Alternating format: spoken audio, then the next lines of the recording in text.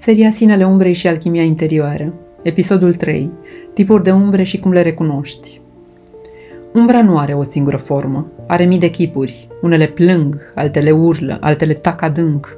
Toate sunt părți din tine, cândva rănite, respinse, uitate. Dar cum le recunoști? Cum știi că nu tu reacționezi, ci umbra ta? Să le luăm pe rând și să le înțelegem. Umbra furiei reprimate. Această umbră e a celor care au fost învățați că mânia e periculoasă. Au fost rușinați sau pedepsiți când au încercat să se apere, așa că au îngropat focul. Dar focul nu dispare, se transformă în sarcasm, resentiment, control. Se manifestă prin iritare cronică, dar niciodată exprimată direct. Tendința de a critica subtil, reacții disproporționate când te simți neascultat. Umbra rușinii și sentimentul de nu sunt suficient.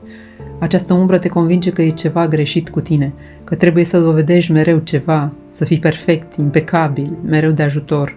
Se manifestă prin perfecționism dur, nevoia constantă de validare, epuizarea emoțională de a face totul bine. Umbra controlului.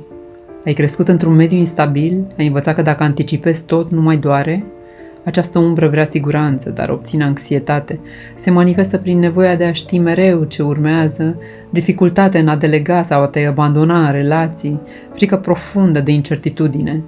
Umbra salvatorului. E masca celui care uită de sine ca să-i salveze pe ceilalți. Are la rădăcină o teamă că, dacă nu e indispensabil, va fi abandonat. Se manifestă prin grija excesivă față de problemele altora, dificultate în a spune nu, durere când ceilalți nu apreciază suficient. Umbra seducției sau a falsului sine. Unii oameni învață de vreme că trebuie să placi, că e periculos să fii sincer, că autenticitatea sperie. Așa apare masca fermecătorului, dar înăuntru e vid.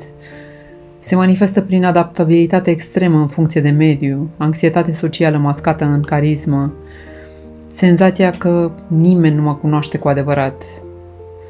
Umbra spirituală. Aceasta e o umbră subtilă. Apare când folosim spiritualitatea pentru a fugi de durere, când ne luminăm prea repede fără să trecem prin noapte. Se manifestă prin evitare emoțională în numele pozitivității, disociere spirituală, rușine pentru umanitatea ta firească. Toate umbrele sunt porți, nu sunt obstacole, sunt chemări. Când le recunoști, nu le mai proiectezi asupra altora. Când le îmbrățișezi, nu te mai rușinezi cu ele.